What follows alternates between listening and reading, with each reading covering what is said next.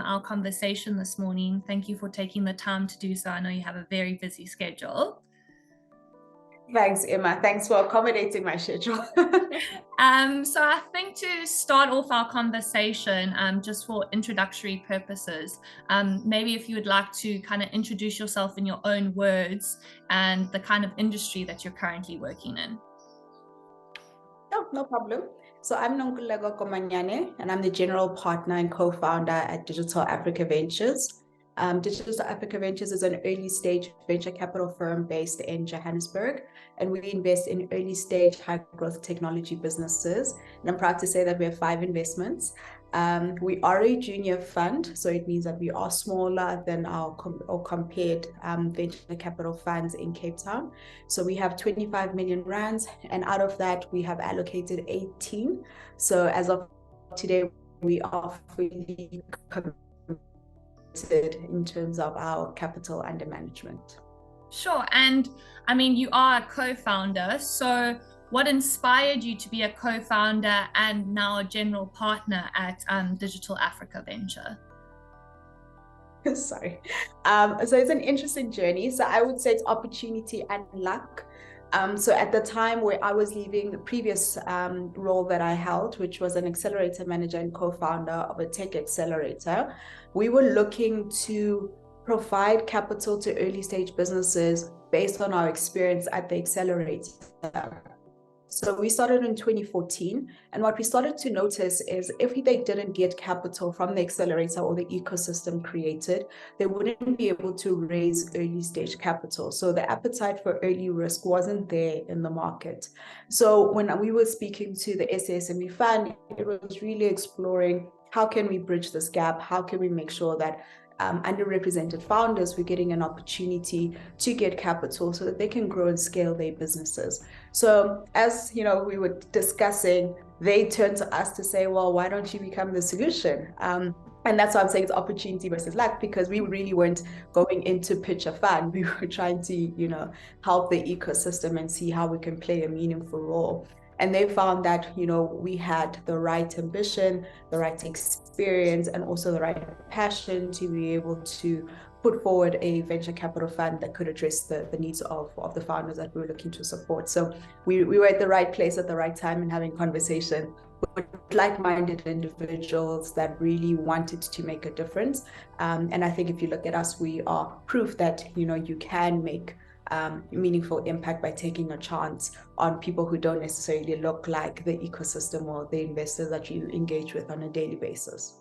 Sure. Well, what a great opportunity and initiative. And I think why I came to you was not only is this a great initiative, but you also are a co-founder and a woman in business, which is so inspiring for us to see. I mean, as a woman, and I'm sure other women in South Africa as well. So that's kind of what I wanted to direct our conversation into, kind of your career and leadership in that. So as a woman in business, what challenges have you faced along this journey and how did you overcome them? So it's actually quite surprising as a woman in business that our biggest supporters have been males. They've sat on our approach investing, how to identify the winning horse or the winning jockey. So that's the surprise that I think we weren't prepared for. So we thought it was going to be a tough journey to create these relationships when, on the other side, they were actually looking for women to support and back and really help. And I want to kind of recognize Kiet van Sale from Knife Capital, Matt from Klaisani, Igosa from EcoVC. They've really, from when we started Digital Africa Ventures, have been our biggest supporters, and still to today, we can drop them a WhatsApp, they, able to jump on a call. So my follow-up question to that was, I was obviously asking about challenges, but you've actually spoken on the positives. So my follow-up question to that was, what achievements have you seen from the support that you have now garnered from your male counterparts in the industry? Yeah. So, I mean, maybe just to touch back on the challenges question, one of the biggest things we started the day before hard lockdown. So we signed our legal agreements before we went into the hard lockdown. So that first 6 months was probably the biggest challenge that we had, identifying how do you operate a business in a virtual world? I think for us was, we weren't prepared for it. You can't do a virtual due diligence on a business that has physical assets. You need to be able to see them, look at people in the eye. So I think for us, that was our biggest challenge. And also identifying the right partnerships, who are people that were aligned to our strategy, the overall vision. But then also I think the biggest challenge we found was mindset. And when I say mindset, I'm speaking to healthy and positive mindsets. A lot of businesses were going through a very difficult time. We said we were going through a difficult time, but it differs for every business and the stage that you're in. A lot of those founders didn't make it through COVID, the businesses that they had started in COVID.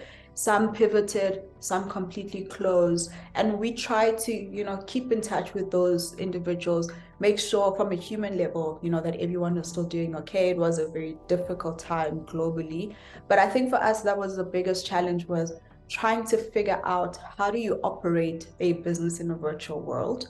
And I think to highlight the achievements tied to that really was working with founders. So we pride ourselves in being very collaborative. And I hope our founders would also attest to this. And we try to put that forward as much as possible. So we want to be an extension of the business. We want to be able to represent our investment companies with different, individuals in different spaces. So we try to be an extension of our portfolio companies. And that means that we do spend a lot of time checking in, understanding how the business is going, understanding where the challenges are, where are the new opportunities, so that we can add meaningful value. So I think when you look at our portfolio company, the one thing that we would like to highlight as our biggest achievement is the different collaboration networks we've been able to create, been able to foster, but also opportunities that we've brought to our portfolio companies. So I think for us, just our portfolio and the mix and the value that we've brought currently is our biggest achievement.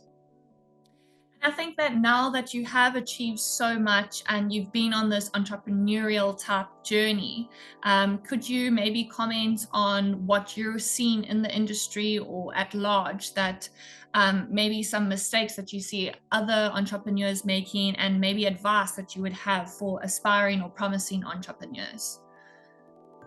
So I think there are two main things that I want to highlight now. So the first one is fear of collaboration. So a lot of startups that we speak to don't want to share their ideas, share their challenges with other startups. Firstly, it's a fear that they'll copy what I'm doing. And then secondly, there's a lack of trust in the ecosystem from a startup culture perspective.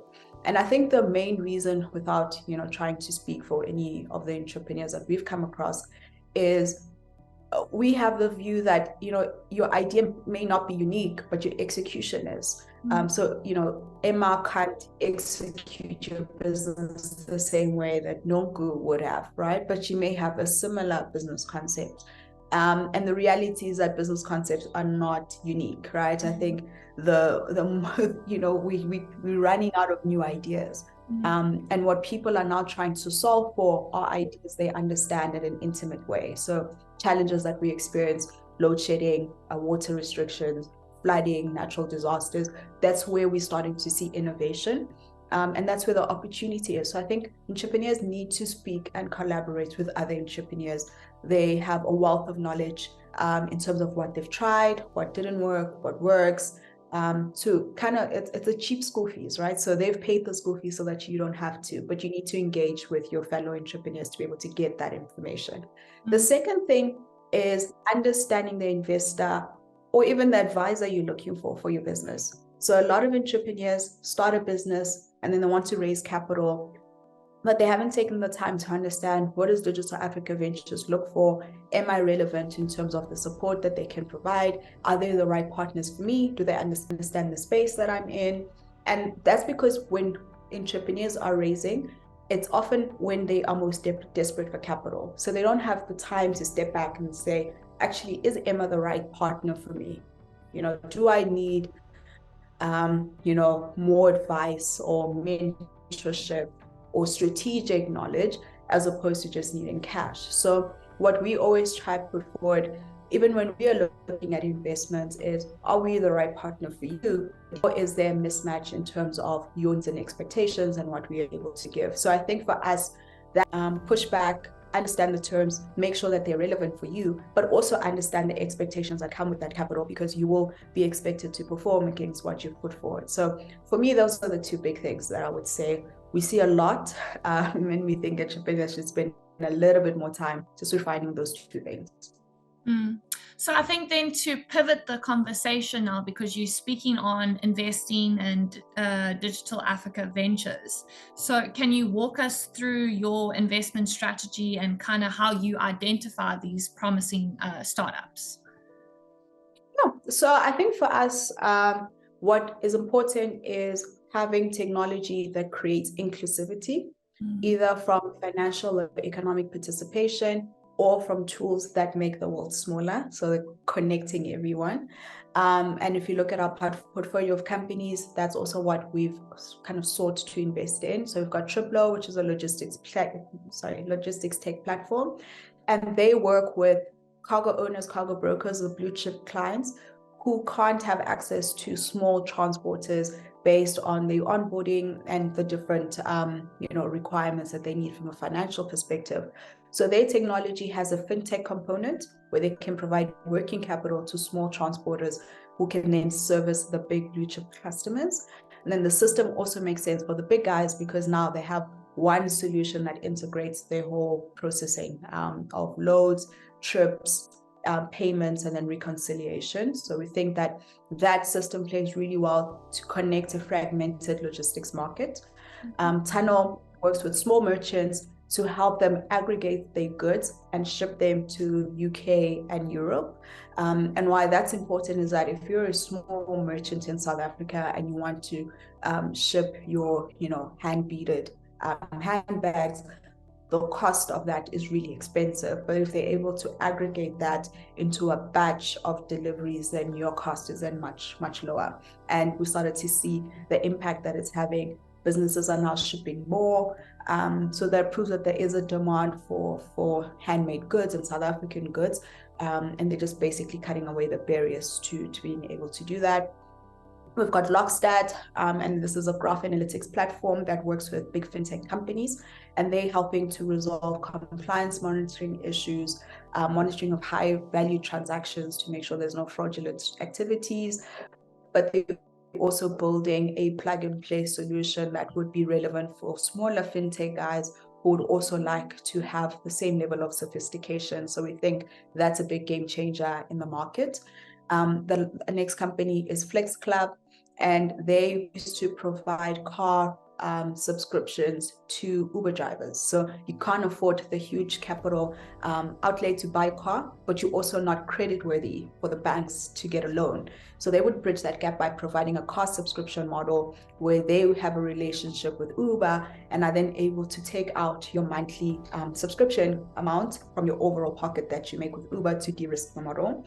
They're now white labeling that to allow for businesses to be able to create their own credit profiles and credit accounts and then manage those relationships directly, which we think is also going to be a really big game changer. And then the last company is Kandua, and they promote professional artisans, so plumbers, painters, construction, anything that you basically need help with. They're all on Kandua, the marketplace. And then now we're working with bigger guys to try provide more opportunities for the professional artisans that are on the platform. So we like the spread of the businesses that we've invested in, but we also believe that in the individual pockets, they are really making a big impact in terms of making sure that we are a growing economy. And the people that traditionally couldn't participate and work with big corporates have now got the opportunity to do so. And then going... to answer your question. Yes. Yeah, so it's a long way to answer your question, but what we look for is businesses that make impact, businesses that have high growth potential, businesses that are South Africa first, but will grow into global brands. And also, we can add value in terms of getting them to their big, audacious goals. I mean, I don't expect you to expose your trade secrets here, but then a follow-up question to that, you speak on growth. So I was going to ask you, what are maybe some of the ways like that you come up with growth strategies that can help your portfolio companies that you are working with? So there's two ways. So the first is, as we're going through our internal process of assessing an opportunity, there are gaps that will come out of the due diligence. That will be the first part in us identifying where can we add value. So it's addressing those critical gaps that will be important for your next round of investment. The second way is to really sit with the founders and understand, what are you trying to achieve and how can we help you get there? So yesterday we actually had a showcase. We call it our DAV Showcase Day, and we invite potential customers to come engage with our portfolio companies. They present their business propositions. They do a brief product demonstration, and the idea is to shorten the sales cycle. So if you're trying to speak to, a big corporate and selling your product, first you have to identify the right person to speak to, send them your pitch deck, hope that they read it, follow up, set up a meeting, and then speak to the broad team.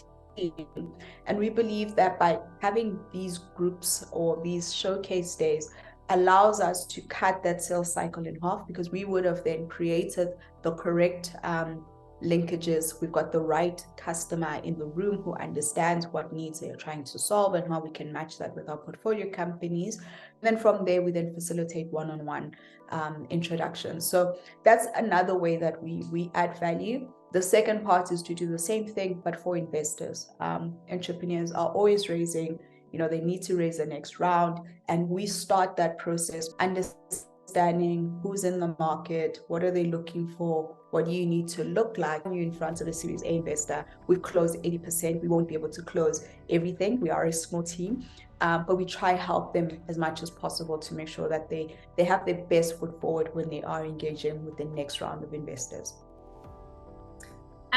Yeah, I found this fascinating because a little bit of context for me, my studies were in strategy and innovation, and I think you're kind of touching on that now. So in working with these people and these networks as well, what are some of the innovation trends that you might be seeing in South Africa or Africa, like kind of in this tech industry, that you are particularly excited about? So I think for us, the one trend that we're starting to see is solutions are fit for purpose. And what I mean by that, traditionally you'd see the same industry only because that's a hot topic. So fintech as an example, everyone had a fintech solution.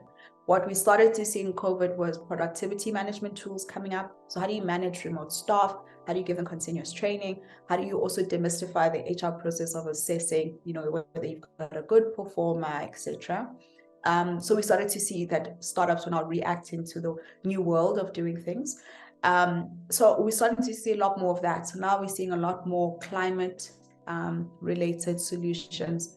How do we get more energy back into the grid? How do we, water filtration? How do we diversify the pools of water, but also how do we provide more access to clean and safe water? So that's what we're starting to see when we talk about innovation. It's not, we're going to the moon. It's actually solving real problems that people are experiencing on a daily basis. What are some of the trends or areas of innovation in the African tech industry that you're most excited about? I think you had so much to say on that, and I would love to hear it. Yeah. Okay, no worries. So what we started to see in terms of innovation, and I'm going to say innovation first and then speak to the trends later. So innovation are businesses that are solving real life challenges that we are experiencing on a daily basis. To give you an example, when we were in the COVID period, what we started to see, or maybe before that, we had a lot of fintech businesses that approached us, payment gateways, payment platforms. And when we went into COVID, it almost had like a hush, like it was a quiet hum, no activity. And then I think towards the end of the year, 2020, we started to see a lot of productivity management platforms. So how do you manage remote staff? How do you continue providing training? How do you make your assessments fair and transparent? And then we also started to see a lot of health tech businesses. How do you engage with a therapist online? How do you provide at-home hospital services? So that's what we started to see. It was very reaction. No, sorry, it was a reaction to the state that we were in. And not to say those businesses were not active before, they just weren't prevalent because it wasn't the trend of the times. And now we're starting to see the same thing. We're seeing a lot of energy companies coming about, a lot of alternative energy, small, energy packs, big energy solutions from, solar platforms on a subscription-based model. And, how do you resolve the water crisis in different areas? How do you provide water filtration that's affordable in the home, but also in rural areas? So we are starting to see innovation that really is looking at the state of South Africa, but also largely the state of Africa. And that's what we like, because those solutions are very easy to explain. If you speak to my mom and you say, I've got a technology business, she's like, oh, I don't want to talk about AI. I don't want to, she calls Chat GPT, Chat Jip. I'm like, I've never heard of Chat Jip, but if you say that's what it is. But the minute you talk about water filtration and harnessing water from, rain, she understands that, because that's currently the challenges that we have. When you talk about alternative ways of getting power, alternative ways of charging when you're in rural areas and you don't have, access to an energy socket, she understands that. And that's what we like, is technology that's easily understandable, because it means that your customers can then acquire something that they understand and know how to use. And the barrier to selling your product is much less. And that's what we're starting to see. On the trend side, we are starting to see a lot more artificial intelligence tools being built into products that existed before. So it's leveraging the trends, but on existing products and solutions. So it's not completely repackaging what you're doing. It's how do I enhance my value proposition with what people are now kind of, attracted to. ChatGPT, how do you enhance that into your productivity management tools so that people are not spending 5 hours writing reports, but actually in understanding and analyzing those reports and pulling real data? So that's how we're seeing innovation and trends merge for us. I would be scared if all we saw were trends, if every business was an artificial intelligence, because it means that we're actually not building anything that's going to last. We're really building something that's a fad. It's going to last for as long as it's a hot topic. And as soon as it moves on, those businesses would not be sustainable. So that's why we like innovation and trends coming together to really build strong, sustainable, local products and solutions. And then going from there, obviously now you've given us like an overview of what the work that you do. Now to just pivot the conversation onto obviously women leadership, I wanted to ask you the question is, how do you prioritize being a senior leader in your company and obviously the responsibilities as a general partner? Yeah, so I always like this question, and sometimes it is controversial depending on where I say it.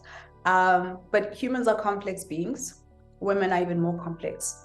Not because we designed to be complicated, we just do a lot more in a day. But I want people to lean into that. So maybe let me give you a practical example. When I started working, I started as a receptionist. Actually, before that, I started at British Airways as a technical assistance agent in Jacksonville. I was working at Melrose. So I was working at 7 at night until 4 in the morning, because you have to be in American time. And then I'd go to my lectures during the day. And that was just proving to be a little bit exhausting. So then I took up a position as a receptionist in a DFI or financier. And I remember as I was studying, we were talking, it was a communications class about how you package, how do you put your best foot forward, and what's on your CV matters. And I was like, oh, I don't want people to know I was a receptionist. So I went back and I was like, guys, I'm going to quit. I'm sorry. I'm going to go do something else. And they're like, no, you're not quitting. What would you like to do? And because this was a financing company, and a lot of the conversation or a lot of the calls that used to come through were people applying for finance, I asked to move into the contact center, which was the pre-investment side of the business.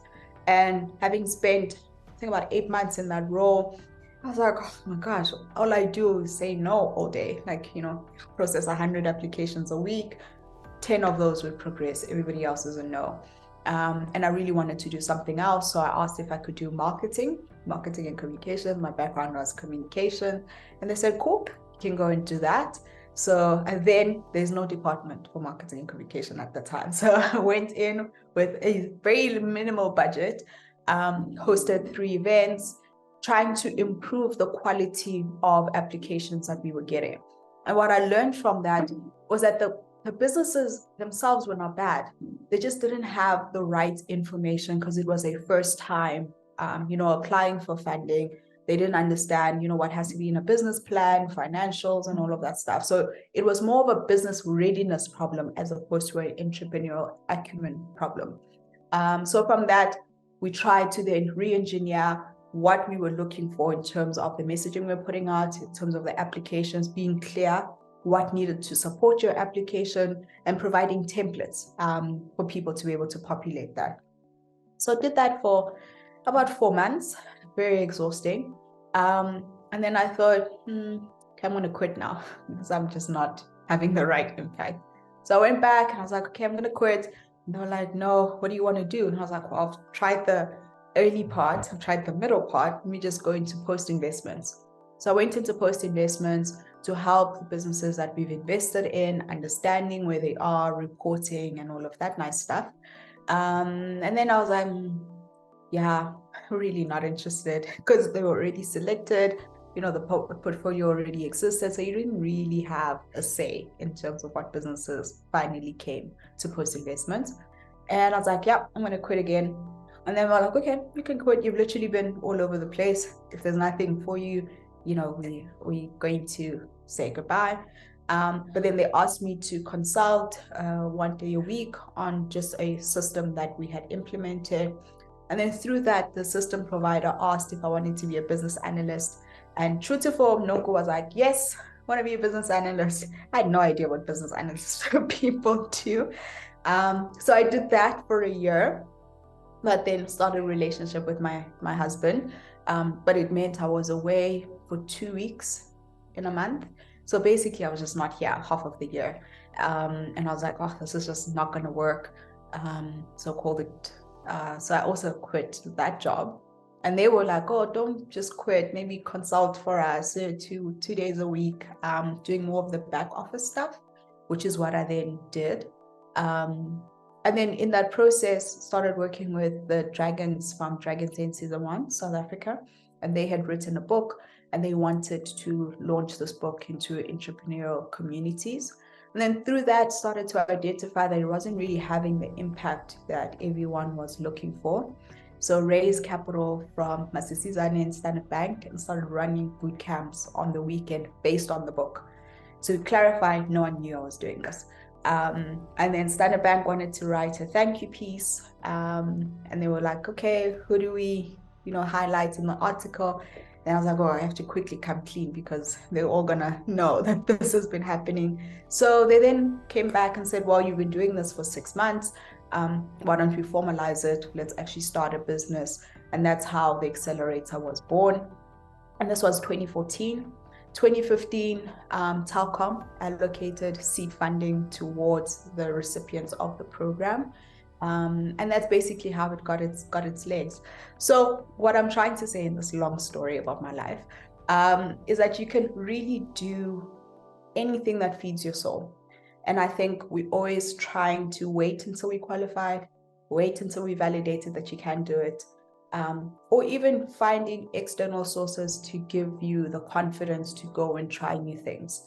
And I think sometimes just taking a leap of faith, you will fail, kind of data as to how to do it differently or not to do it at all, or you will soar. And I think if you look at where I am now, if I had not taken all those different steps in my life, I wouldn't have had the experience and the knowledge to be able to be a general partner and a co-founder of a venture capital firm at 30, because that's literally when we started. So I think for me, and what I try to be true to is, where's my passion?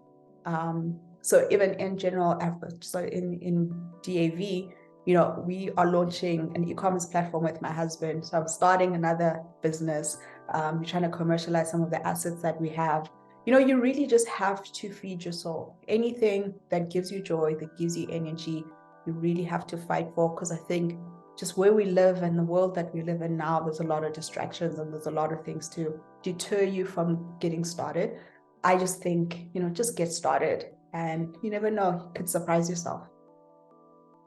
And it's so interesting to hear that you've kind of tried it all. I mean, that's so cool that you have all these different skills. And I think in business, like, people think there's different departments, but they all like kind of culminate and help you.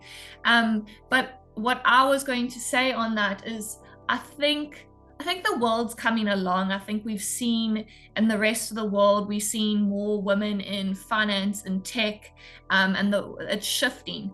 I think in South Africa, obviously, we sometimes behind and we're catching up to these trends. So I think maybe a comment that I can say is that the tech industry might be intimidating for women to get into. So what words would you have for them if they are aspiring to be a tech industry leader like yourself? Yeah. So yeah, you are correct that we do lag behind in terms of other markets and women participating in technology and fintech. I think for me, my go-to answer is get started, just try. And the reason for that is I believe that, you've got knowledge-based knowledge where you're learning it, but where you actually get a lot of value is in the practical, is getting your hands dirty, isn't failing, understand why it didn't work, how do you apply it differently, and then moving on to the next project. I think also in South Africa, we've got a mindset that failure is bad. And I think in some industries, failure is bad. And you can't be a doctor and your patients die. I think they're kind of like a red flag. But in industries like technology, failure is an opportunity to move on to the next idea, and fail fast and fail cheap, right? So don't put all your life savings into this one baby that you 100% sure it's going to make you $10 billion. Use 10,000 rands to test, refine, iterate. Your customer is your validator, right? So they will tell you how the product needs to look, what you need to change, how you need to change it, etc.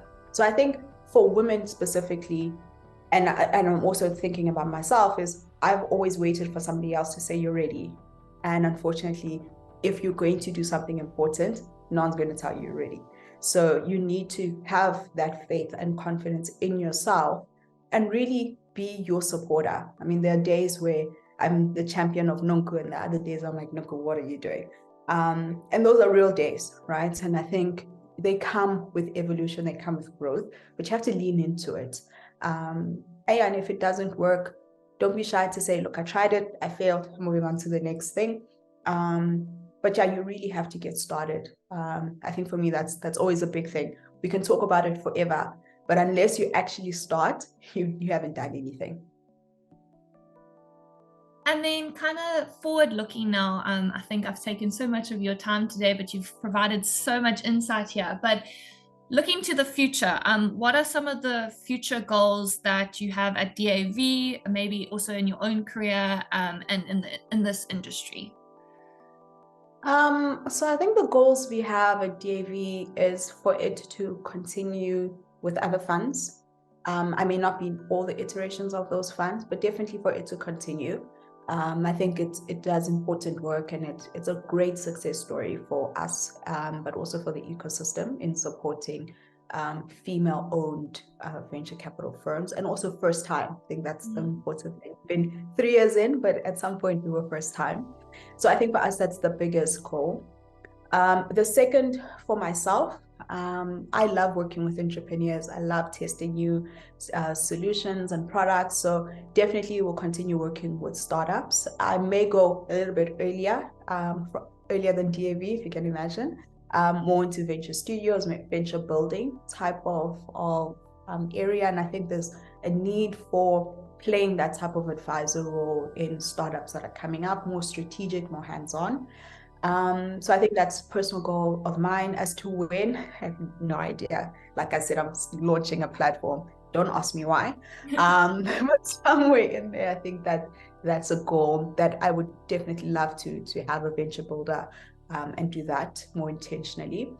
And then I think if I'm looking at South Africa and where we are, I think for us, the biggest goal we should be pulling towards as a country is to have a more integrated ecosystem. We have incubators, we have accelerators, we've got, traditional funders, then you've got your venture capitals and private equity guys, but we all literally are solving for ourselves. Venture capital is solving pipeline for themselves to be able to have a Series A, Series B exit, raise more capital, etc. What we actually need, if you're thinking about an entrepreneur that's starting out, you need to be able to give them the foundation to be able to test their products, fail, iterate, and come up with a sustainable business, and then move through the different partners or verticals that we have and make that process as seamless as possible. I think right now for us, there's just too many stumbling blocks between trying to start a business and growing your business for us to really start to grow entrepreneurship in South Africa and make it appealing as a profession. Because I think we always hear entrepreneurs are going to save our economy, that's where the jobs are going to come from. It's not an appealing job, right? You don't have job security. You can't give your employees job security once you've hired employees. So I think we just need to think holistically around entrepreneurship and how do we make that industry so that, kids coming out of high school can go into entrepreneurship as a viable job option if they can't get into universities. And then what are the frameworks that make it successful? And I think we can look to other markets as to how they do it. Obviously, we'd have to take what's relevant for us. But I think if we are looking global, if we're looking at South Africa, that for me is the goal, is that we need to start looking at it at a holistic level and not this is government issue or this is a private sector issue. But how do we all play a role in making sure that we are growing entrepreneurs and then ultimately that we are growing employment? And I can definitely agree with your comments. And I think one thing about South Africans is that we are really resilient. And I think COVID has also accelerated that. So it's so interesting just chatting with some connections in my little entrepreneur network that I have, like people coming up with these initiatives and these business ideas. So it's really encouraging to see. And I also wish you all the best of luck with your new platform that you're coming out with, all the success there. And I think, the final thing that I wanted to ask you before we end off this conversation is maybe what words of encouragement or words of advice would you have for, would you like to share with entrepreneurs? So I think for me, the first thing is to highlight that entrepreneurs are not alone. Entrepreneurial journey is very isolating, especially if you're the first to do it in your family. You really feel like you're the only one who understands what you're doing. But just look at communities and networks of other entrepreneurs. So reach out to your community of entrepreneurs. Like you said, you've got, your network of business owners. And I think having more of that kind of takes away this concept that you're the only one struggling, you're the only one trying to do something different and kind of, going against the grain. But I think another thing is communication and collaboration. So it's 3 C's: community, collaboration, communication. Find your community. If people around you are not pushing you to do more, they're not pushing you to, push yourself, maybe change the people around you a little bit, just so that you have a community that really is pulling for you and pushing for you all at the same time. Communicate, ask for help, ask for, people to look at your pitch deck or listen to your pitch or think about this business strategy and not be so insular, and think that everyone's going to steal your business concept, because you literally are not opening yourselves up to thinking differently and thinking about different perspectives, but also how you can do things better. And I think collaborate. A lot of the times we try to do everything ourselves. We want to be the superhero in our own lives. But the truth is, there's other people who have skills and expertise and experience where we don't and where we're lacking. And if you are collaborating with those people, you're enhancing yourself as an individual, but then you're also enhancing your business to put your best foot forward. So I think for me, that's the advice I would give anyone actually in life. Find your community, communicate, and collaborate. And I think that's such a lovely note to end on. So the 3 C's, everyone must remember. That's awesome. I'm going to even remember that. So thank you. Thank you for sitting down with me today and having this conversation. And thank you for your insights and your advice and your words of wisdom. I think there's a lot here that people can take away from this. Thank you for introducing yourself and letting us know more about you as well as DAV. So thank you for your time. Thank you so much, Emma. Thank you for having me. This was actually very lovely.